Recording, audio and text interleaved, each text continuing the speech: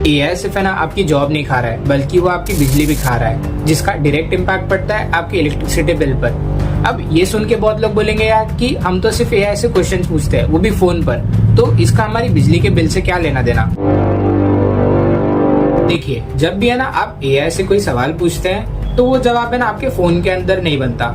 Instead आपका सवाल internet के थ्रू जाता है एक जगह, जिसे टेक्निकल टर्म में कहा जाता है डेटा सेंटर। यहाँ अगर हम एक डेटा सेंटर को इमेजिन करें तो ये एक बड़ी सी बिल्डिंग होती है जिसके हर फ्लोर में हजारों कंप्यूटर सर्वर्स एक साथ चलते रहते हैं। और इसका शॉकिंग बात तो ये है कि ये कभी है ना बंद नहीं होता, मतलब ये पूरे 365 दिन 24 आवर्स है ना चलता रहता है। बट अभी यहाँ है ना आप लॉजिकली सोचो कि अगर आप हार्डली आधा घंटा अपने फोन पर गेम खेलते हो या फिर कोई काम करते हो, वो फोन है ना गर्म होने लगता है। तो अब यहाँ आप इमेजिन करो, जब बिल्डिंग भर के सर्वर्स 365 दिन वो भी 24 आवर्स काम करते हैं तो वो कितना हीट प्रोड्यूस करते होंगे। और इसी गर्मी को है ना कंट्रोल करना जरूरी है, नहीं तो ये कंप्यूटर सर्वर्स है ना खराब हो सकते हैं। इसीलिए इन्हें ठंडा रखने के लिए ना एसी जैसे बड़े बड़े सिस्टम्स को है ना इंस्टॉल किया जाता है और उन्हें ना 24 आवर्स चलाया जाता है, जिसके लिए एक मैसिव अमाउंट ऑफ इलेक्ट्रिसिटी की ना रिक्वायरमेंट होती है। अब यहाँ मैं आपको सिचुएशन के सीरियसनेस का अंदाजा दूं तो रिसर्च के अकॉर्डिंग एक एआई सर्च 5 से 10 गुना ज्यादा बिजली कंज्यूम करता है compare to a normal Google search. मतलब अगर आप एक नॉर्मल गूगल सर्च करोगे तो वो ऐसा होगा जैसे आपने एक छोटे बल्ब को है ना स्विच ऑन करके 15 सेकंड बाद ऑफ कर दिया हो। लेकिन अगर आप एक एआई सर्च करोगे तो वो ऐसा होगा कि जैसे आपने ना वही सेम बल्ब को 3 घंटे से ऑन रखा हो। यहाँ अब आप सोचो, जब इंडिया में या ना करोड़ों लोग रोज एआई यूज कर रहे होंगे, कभी ऑफिस के काम से या कभी फोटो बनाने के लिए या कभी टाइम पास करने के लिए, तो कितनी बिजली खर्च हो रही रहेगी, वो भी सिर्फ हमारे देश से।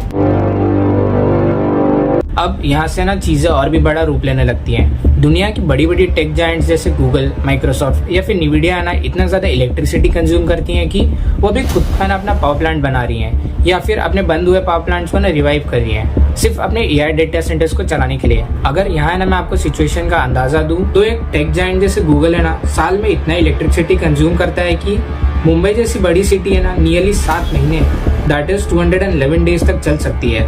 बट इधर सबसे शॉकिंग पार्ट है कि ये तो सिर्फ है ना एक जायंट की बात हो रही है, पर अगर हम यहाँ सारे टेक कंपनीज की बात करें तो एक दिन में इतना इलेक्ट्रिसिटी कंज्यूम करती है जिससे मुंबई है ना 6.7 डेज तक चल सकता है। यानी एक साल का electricity consumption by this companies will make Mumbai run for nearly 7 years, that is 264 days. यहाँ कुछ कंपनीज है ना न्यूक्लियर पावर तक इस्तेमाल करने का कोशिश कर रही हैं, सिर्फ इसीलिए क्योंकि नॉर्मल जो पावर प्लांट होता है ना वो उनकी डिमांड हैंडल नहीं कर पा रहा है। और ये सिर्फ है ना फॉरेन की बात नहीं है, क्योंकि ये ट्रेंड है ना अब इंडिया में भी शुरू हो चुका है। मुंबई, चेन्नई, हैदराबाद और पुणे जैसे शहरों में ना बड़े बड़े डेटा सेंटर्स बन रहे हैं। अब सुनने में तो यार है कि ये प्रोग्रेसिव और बहुत ही अच्छी चीज लग रही है, बट अब यहाँ प्रॉब्लम ये है कि एक एआई डेटा सेंटर है ना अकेले इतनी बिजली कंज्यूम करता है जितना एक वेल पॉपुलेटेड सिटी जैसे बैंगलोर। ऑल्सो यहाँ एक पावर प्लांट का कैपेसिटी है ना फिक्स्ड होता है, सो अगर कंजम्पशन बढ़ता है तो पावर प्लांट पर है ना प्रेशर आ सकता है। और अगर यहाँ है ना सप्लाई उतनी तेजी से नहीं बढ़ता है जितनी तेजी से ना डिमांड बढ़ रहा है, तो इसका असर है ना 2 जगह पे दिखता है। दैट इज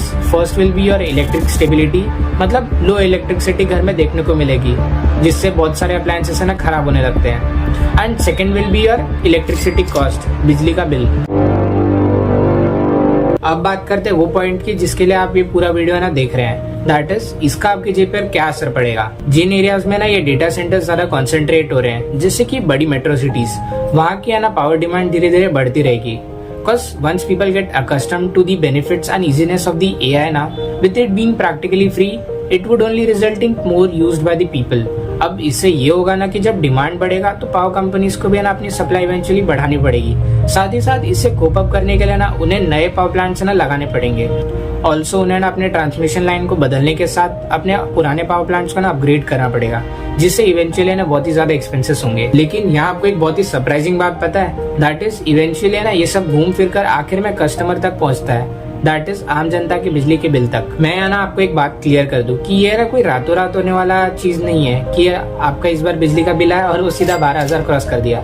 ये ना एक बहुत ही स्लो और धीरे धीरे होने वाला है ना ट्रेंड है। जैसे पिछले कुछ सालों में ना ये बिजली के रेट से ना धीरे धीरे बढ़ते गए हैं, वैसे ही इस एआई ड्रिवन डिमांड का असर है ना अभी नहीं, आने वाले कुछ सालों में दिखेगा। लेकिन यहाँ अभी से ना पहचानना बहुत ही जरूरी है, क्योंकि क्या होता है ना अक्सर जब हमारा बिल थोड़ा ज्यादा आता है तो हमें ना इसे महंगाई का असर बोल के ना छोड़ देते हैं, लेकिन इसके पीछे का असल रीजन है ना कुछ और होता है।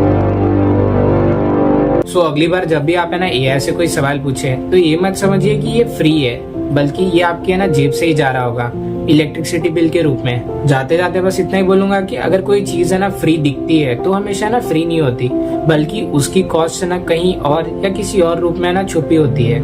यहाँ ना मेरा आपसे एक सवाल है, दैट इज अगर आप ये वीडियो देख रहे हैं तो इस बार है ना आपका बिजली का बिल कितना था और आप कौन सी सिटी से देख रहे हैं, कमेंट में बताइएगा जरूर।